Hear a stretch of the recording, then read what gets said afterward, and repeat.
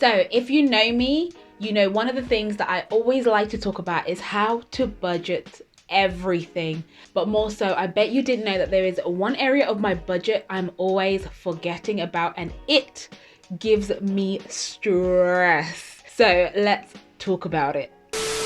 Hello friends, and welcome back to this week's money video. If you are new here, hi, my name's Yvonne and I make around 3 videos every week, and I mostly talk about how to save your money, make your money, and of course grow your money.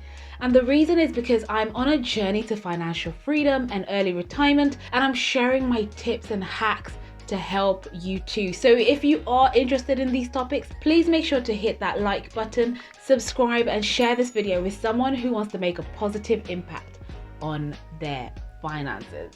So I'm a huge fan of budgeting, and that's because it has personally taught me how to tell my money what to do rather than the other way round. To be honest, it has also shown me how disciplined I am, as well as exactly how I should be spending my money. In fact, having this new wealth of financial knowledge has helped me make adjustments to my lifestyle that has given me freedom and of course set me on a course to financial independence and early retirement by 40. Fingers crossed. But with that said, I have noticed that there is one budget category in my spreadsheet, my budget spreadsheet, that has always caught me off guard, and in some months it makes me so happy, but in other months it gives me stress. Yes, that's right, I'm talking about that miscellaneous category. You know, that category that has money you've spent but isn't quite a regular expense to be included in your other categories, because it's mainly consisting of expenses that you just didn't prepare for, you didn't anticipate you would have, or they just crop out of nowhere and you can't say exactly what it is that you've spent it on. But you only realize you spent that much because when you are looking back through your bank statements, you catch that you've been spending quite a bit on these miscellaneous items. Or maybe it's just me. Now, I can tell you, when I look at my miscellaneous category over the years, it has definitely been a roller coaster of highs and lows, and I anticipate that I'm not the only one that this is happening to. So in today's video, I really want to talk about those miscellaneous expenses we might be forgetting in our budget, but in hindsight, they might be occurring on a regular basis, and so we need to do something about it. So the first one is spontaneous giving. Now, I know if you are watching this, I'm pretty sure you have a heart of gold and are always willing to help those in need. Or it could be that you're contributing to something for the benefit of others, like a workplace gift. Now, giving is good for the soul, and I will always encourage you to give where you can. But what does that mean for your budget? Well, for many of us, we'll find that throughout the course of the year, we're giving out money for different causes and different reasons, and it's actually not a regular contribution, so you can't quite capture it in your budget. And so you might end up considering that as a miscellaneous spend because it's not a fixed amount you are using every single month. But I know what you're thinking. What can you do about this?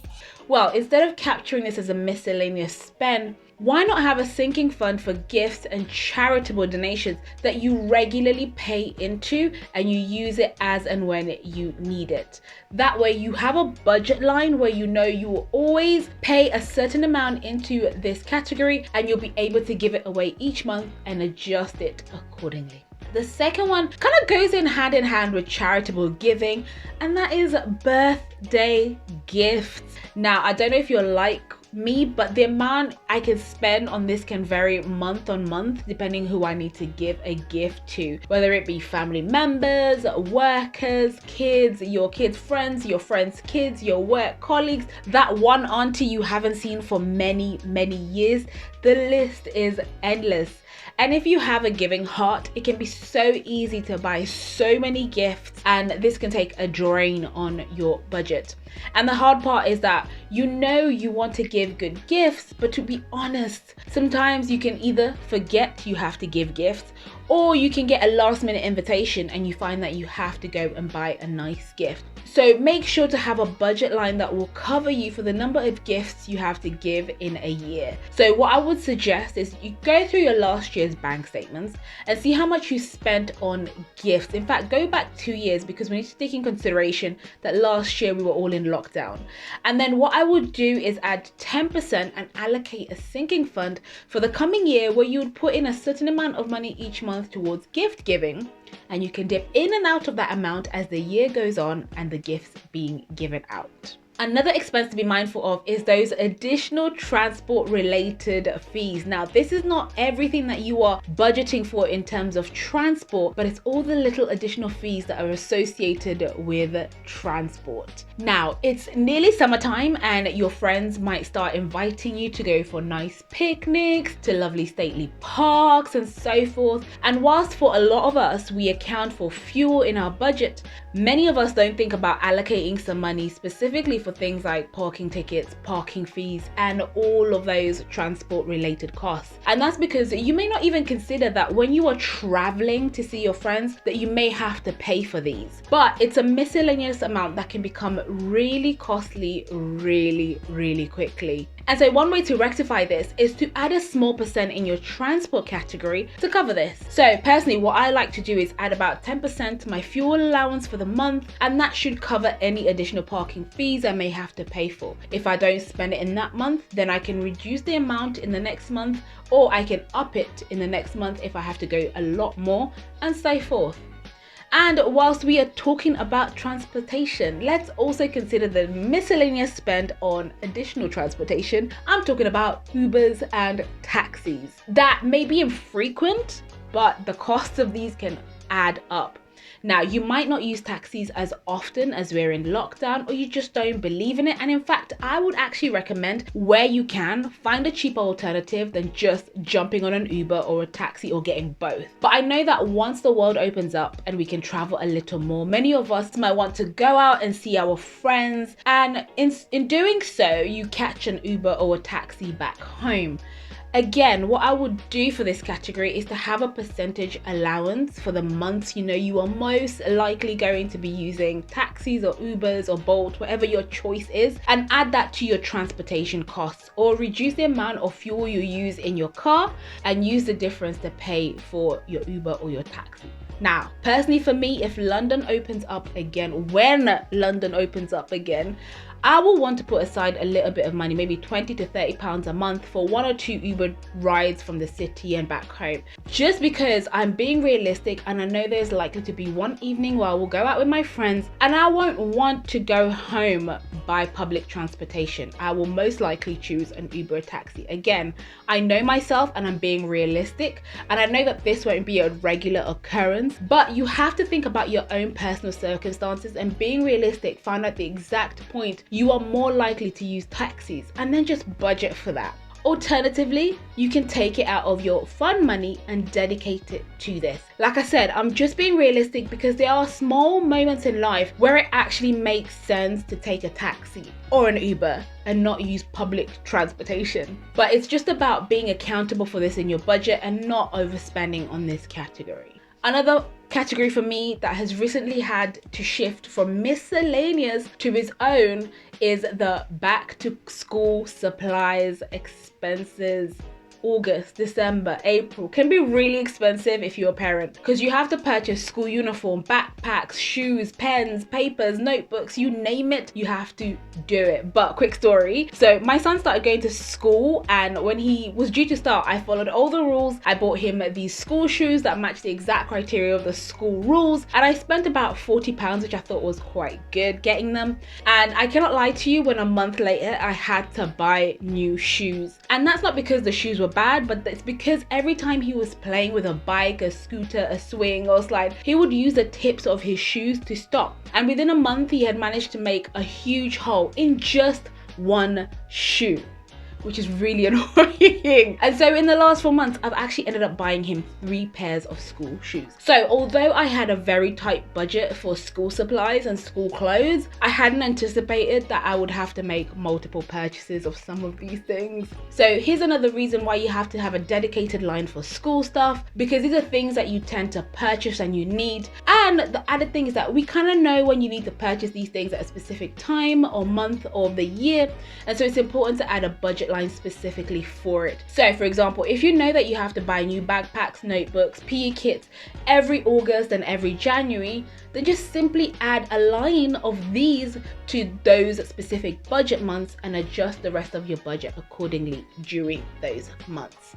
Another category that needs its own budget line is your fun money. Now, on this channel, I love to talk about how important it is to budget for fun money and have a certain amount that you allocate that you can spend however way you want without having accountability for it. So whether you impulsively buy that hula hoop you saw on TikTok, or have been wanting that one super cute handbag, or you just want to buy something you like without having to think about whether or not you should, then having a specific budget line for fun money is what you need. And then you can budget for it every month. So this is something I preach so hard, because if you don't have fun money, then you can easily feel like your budget is depriving you of enjoying your money, and so you might just end up spending everything that's available to save just because it was there at the end of the month and you want to treat yourself. So it's important to know that there's absolutely nothing wrong with budgeting for fun money. You work really hard, so have some money to play hard as well. But remember, it cannot be at the expense of saving or paying down debt. Just FYI. The next one is special occasions. Now, this one is something that often appears in a lot of people's miscellaneous budget category, because you don't know it's going to happen. And when you're budgeting and planning your money for the year, the month, the season, many of us will have to include it. And for a lot of us, will have to save for this particular category. So I'm talking about, for example, all the expenses of being like a bridesmaid, a groomsman, or the other one is when you have to attend like a gala or something special like that, where you require formal attire or specific attire. And the reason this tends to be a miscellaneous expense is because you never anticipated being asked to attend these important ceremonies when you're planning your budget, or you're thinking about your money for a certain month or even for the entire year. And the reason you need to be mindful of this category is because things can get really, really expensive. So as a bridesmaid, you may have to pay for your dress, your hair, your makeup, your shoes, the bridal party, the hen party, joint gifts, and so much more. And so at the point you're asked to be a bridesmaid, what you can do is you can set up a sinking fund and save a little bit each month to cover each of the expenses you will incur. So if any of these points that we've just talked about are resonating with you, please don't forget to hit that like button, because it genuinely helps out with the YouTube algorithm. But also, more importantly, create a line for them in your budget, because the goal here is to be intentional with our money and with our budget. We want to know exactly what we are spending our money on, and of course reduce that miscellaneous expense category, because before we know it, we don't want it to get out of hand. We want to end up knowing that every amount of your income should have the task of being assigned to a dedicated category. And if you really want to master this, I would really recommend that you check out my budgeting tool and this video where I share with you the very steps I take to budget my income and track my expenses on a month-to-month basis. So make sure to check out that video, which I will link in the description box down below as well. And as always, please remember, you are in control of your money, and your money is not in control of you. You have the power and capability to create the life you want. Also, let me know in the comments below, what do you do with your miscellaneous category? How do you reduce the amount in this category, or does it not bother you at all? Please let me know. Let's share these tips. Don't forget to hit that like button and share this video with someone who wants to make a positive impact on their finances. Also, check out these videos which will show you the exact personal finance tips that are helping me to save my money, make my money, and grow my money, and budget, and in turn saving me thousands and thousands of pounds, and I'm not exaggerating. Don't forget to share this video with someone who wants to make a positive impact on their finances. And with that, thank you so much for all your support. I will see you in the comments below, and of course in the next video. Have a great budgeting day, and until the next time, bye.